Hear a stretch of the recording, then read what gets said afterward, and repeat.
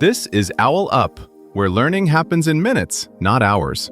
For a deeper journey, explore all our courses at owlup.co. Now, let's dive in.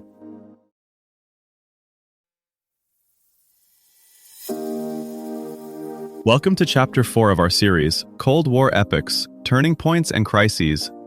In this episode, titled Hungary Rising, A Nation's Defiance, we're going to explore the powerful forces that ignited the Hungarian Revolution. Get ready to uncover the causes behind this pivotal moment in history. Let's dive in.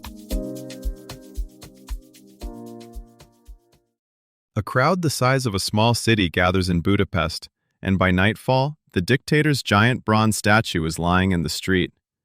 Students with handwritten demands, factory workers walking off the job, Soviet tanks rolling in. Is this a doomed riot, or the moment an empire starts to crack? 2 weeks before those streets erupted, Budapest looked, on the surface, orderly enough. Trams ran on time, red stars hung from buildings, newspapers repeated the approved slogans. But below that neat facade, conversations were changing. University reading groups quietly passed around banned Polish essays. Party intellectuals, once loyal, began to mutter about national roads to socialism. Radio engineers, used to relaying Moscow's voice, were sketching ways to broadcast their own. Think of a tightly scripted play where, one by one, the actors start improvising lines the director never approved. By October 1956, the script in Hungary was fraying. Reform communists challenged hardliners, workers debated production quotas in canteens, and rumors of change in Poland traveled faster than official denials. When the first protest march formed, it wasn't an isolated outburst. It was the moment scattered whispers finally found a single, risky chorus. The chorus found its spark in Poland. Weeks earlier, workers in Poznan had protested, and Warsaw's leadership survived only by allowing limited reform. Hungarians watched closely. If one satellite could bend the rules and stay in orbit, why not another? University circles copied Polish thaw slogans, while writers' meetings swelled into forums that felt less like lectures and more like unsupervised group chats where, suddenly, everyone hit unmute.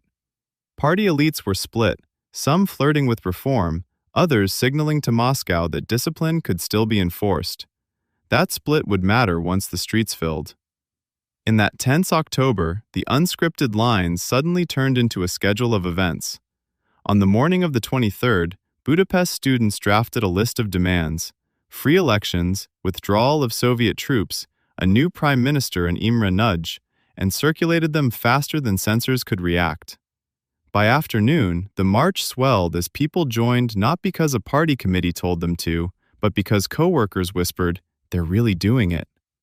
The crowd headed first to symbolic sites, the statue already mentioned, the state radio building, the parliament, each stop forcing hesitant officials to choose, negotiate, stall, or fire. At the radio, the regime chose bullets. When security forces shot protesters trying to broadcast the students' demands, the uprising crossed a line. Armed units of the state split. Some joined the crowd, others dug in. Within hours, weapons depots were raided, and scratch militias formed at street corners, often led by workers who knew every alley of their districts. Nagy, called back to power in panic, tried to catch up to events already outrunning him. His early radio appeals for order sounded timid next to people dodging gunfire. Under pressure from below, he moved step by step, announcing a ceasefire, promising reforms, then, most explosively, declaring Hungary would quit the Warsaw Pact and become neutral. For a brief window, it looked as if the system might be rebuilt from within rather than simply smashed. Moscow's leaders watched this with growing alarm. They weren't just worried about Budapest, they were watching Warsaw, Prague, even their own restive cities. An experiment in independent socialism in one capital could spread like a software patch others demanded to install. Soviet archives show intense debate. Some favored compromise with Nagy, others insisted one concession would mean losing the entire bloc. The decision came with Operation Whirlwind. Before dawn on 4 November, Soviet armor rolled back in, far heavier than the first wave. Key junctions, radio stations, and government buildings were targeted simultaneously, using a playbook designed to decapitate the new leadership before it could rally defenses. Resistance fighters, often teenagers and young workers, tried to hold city intersections with Molotov cocktails and captured rifles. Courage and local knowledge were no match for coordinated artillery and thousands of troops. By mid-November, organized fighting was crushed. Nagy was lured out with promises of safe conduct, then arrested and later executed. János Kádár, once Nagy's ally, returned at the head of a new government escorted by Soviet guns. Publicly, life was pushed back toward normal. Trams ran, newspapers appeared, workplaces reopened. Privately, people counted the missing, listened for midnight arrests, and decided whether to stay or flee. Some 200,000 chose the road to Austria or Yugoslavia, leaving homes and professions behind for an unknown future. Yet the story did not end with tanks in the streets. Broadcast images of burning Soviet armor and desperate appeals from Budapest circulated worldwide, forcing Western capitals to explain loudly why they would not intervene militarily. In Washington and London, planners quietly updated assumptions. Uprisings behind the Iron Curtain might be morally compelling, but too risky to support with troops. In Moscow, the lesson etched into doctrine was blunt. Ideological unity in the bloc would, if necessary, be enforced at gunpoint. Inside Hungary, trauma hardened into a wary, bitter pragmatism. Open revolt had failed spectacularly. The price was visible in fresh graves and emptied apartments. Over the next years, Kádár's regime mixed repression with selective concessions, building what came to be called goulash communism, slightly fuller shops and a bit more cultural leeway in exchange for political silence about 1956. The paradox is that this silencing did not erase the uprising. It preserved it as a kind of forbidden reference point. Dissidents in the 1970s and 1980s, from samizdat writers to underground student circles, grew up in families where October 1956 was never mentioned in public, but never forgotten at dinner tables. Across the Eastern Bloc, Hungary's brief revolt became a cautionary tale and a hidden inspiration, proof that the system could be shaken, and proof of the brutal cost when it was. Think of 1956 Hungary less as a single revolt, and more as three overlapping experiments that future dissidents quietly studied. First, a political experiment. Reform communists tried to see how far they could stretch a one-party system before it snapped.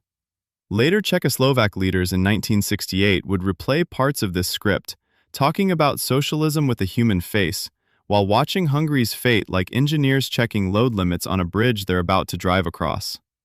Second, an information experiment. Underground leaflets, improvised radio, and whispered news created a parallel network beside official media. By the 1970s, Polish opposition groups copied this dual-channel approach, pairing legal associations with illegal printing presses so that, when a crisis came, messages could bypass censors in hours, not weeks. Third, a social experiment. Workers and students learned that alliances mattered. In 1980s Gdansk, Solidarity deliberately linked shipyard workers, intellectuals, and clergy, treating earlier isolated uprisings, Budapest among them, as warnings about revolts that burned hot but alone. Hungary's revolt became a kind of debug log for later crises. Leaders in Prague, Warsaw, even Moscow replayed 1956 like coaches reviewing old game footage, testing where pressure could be applied without breaking the whole league. Today, the same episode shadows debates on NATO borders, EU values, and energy deals with Russia. How much risk will small states take to redraw rules written by larger neighbors, now that tanks can be swapped for pipelines and cyber tools? Your challenge this week: treat your news feed like a Cold War map room. For the next 7 days, when a small country appears in a headline involving a great power, pause and note 3 things. 1. What leverage does the smaller side actually have? 2. What tools replace tanks, sanctions, gas flows, data? 3. How much of the story is about memory, old wars, past betrayals, historic friendships? At week's end, look over your notes and ask, where do you see modern versions of 1956-style Defiance? And where do you see updated versions of Whirlwind rolling in quietly, without a single shot fired? In the end, 1956 lives on less as a frozen monument than as a set of unfinished questions. Each generation reopens the file. How far can a small nation bend the plans of a superpower?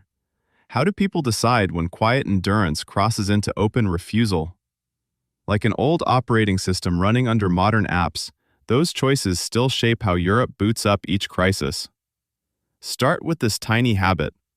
When you unlock your phone for the first time each day, whisper the date 1956 and name one Hungarian figure from the uprising, like Imre Nagy or a student protester, aloud. Then, while your phone is still in your hand, tap your browser and spend just 60 seconds looking up one specific detail from the 1956 revolt, such as the first student demands or how people pulled down the Stalin statue.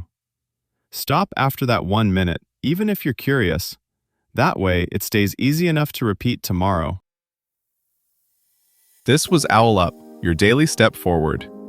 This series continues with more chapters on OwlUp.co. Visit OwlUp.co to access the complete course and continue your learning journey. See you there!